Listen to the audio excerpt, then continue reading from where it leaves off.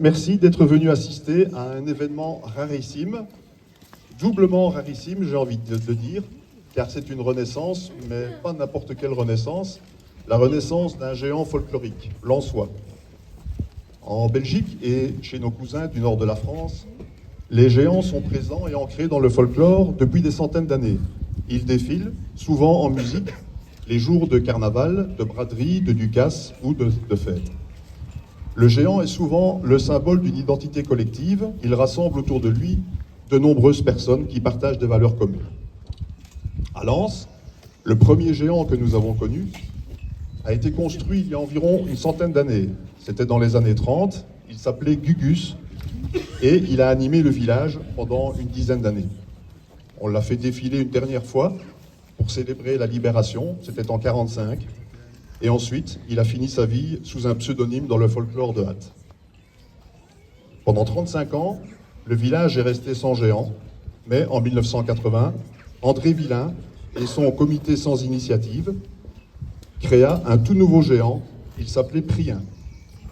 Prien, digne représentant de notre contrée agricole, était un éleveur de pourchiots, un éleveur de cochons. Il habitait le hameau de Lens. Ce personnage était inspiré d'une personne qui avait réellement existé, qui s'appelait Cyprien Roch, un natif d'Herbeau, mais qui avait marié une Lensoise et qui habitait au hameau.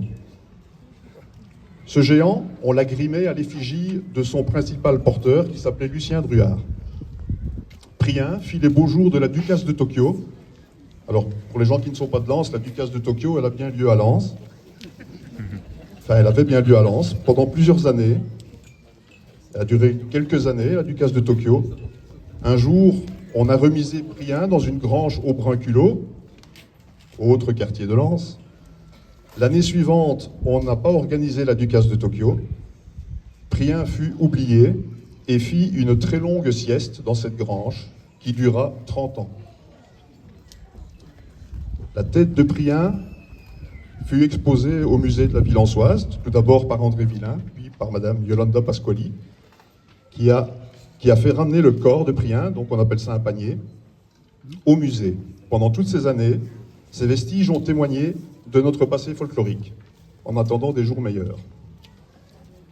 En 2024, nous avons repris le CSI, et lors d'une réunion au musée de la ville ansoise, quelle ne fut pas notre surprise de voir la tête de Prien juste à côté de nous s'animer. Nous n'en revenons pas. Pourtant, on avait quand même bu quelques verres, mais pas assez pour voir ce truc-là. Cette tête nous dit, dans une langue que nous avons reconnue comme étant du patois, et nous parla. Je vais vous dire ce que cette tête nous a dit. Excusez mon accent. Votre saré ni fait ça qui est pour mi. On m'a réfrumé d'aussi et du sein le mutri. Juste tout fille, a donc il atteint d'ouvrage à le sens. Ayez, il est temps de planter pétote. J'aime routin vire l'amio. Elle demandait à des putes gens de mi de me porter sur le dos pour m'y revire et le village de Lens qui pour mi a tout disté le pubio. Bon alors si vous n'avez rien compris, demandez à quelqu'un de plus ancien qui doit se trouver à côté de vous. Il va vous traduire. En gros, bah oui, tout le monde a compris, je pense, nous ne pouvions pas rester insensibles à pareille requête, et voilà le début de notre projet de renaissance de Prien. Alors, je vais passer maintenant aux remerciements. Il reste 2 pages. Beaucoup de gens nous ont aidés, c'était une aventure merveilleuse, une aventure inédite pour nous, mais tellement humaine, avec beaucoup de rencontres. Je remercie d'abord mon comité du CSI, Christiane Dumont, Marie-Josée Delcubonte, Édouard-Pierre Mailleux, qui, une de mes multiples idées était la renaissance de Prien. Ils m'ont fait confiance, et je les remercie pour ça.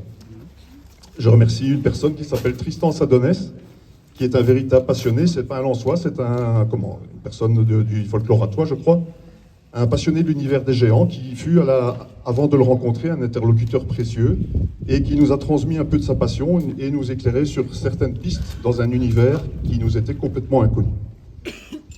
Je remercie particulièrement 3 artisans qui, en décembre 2024, ont conclu un accord avec nous très excités à l'idée de se lancer dans un projet qui était complètement nouveau pour eux. Tout d'abord, Christian Noël, qui s'occupa de la restauration de la tête de Prien. Donc quand vous allez voir Prien tout à l'heure, sa tête est la tête de 1980. Ensuite, le couple d'artisans William Vazic et Véronique Archie de l'atelier d'Ambise. William, passionné de menuiserie et d'ébénisterie, a reconstruit le corps de Prien à l'identique aux dimensions exactes de l'original, mais c'est un tout nouveau panier. Et Véronique s'est occupée de la confection des habits de notre géant que vous allez découvrir.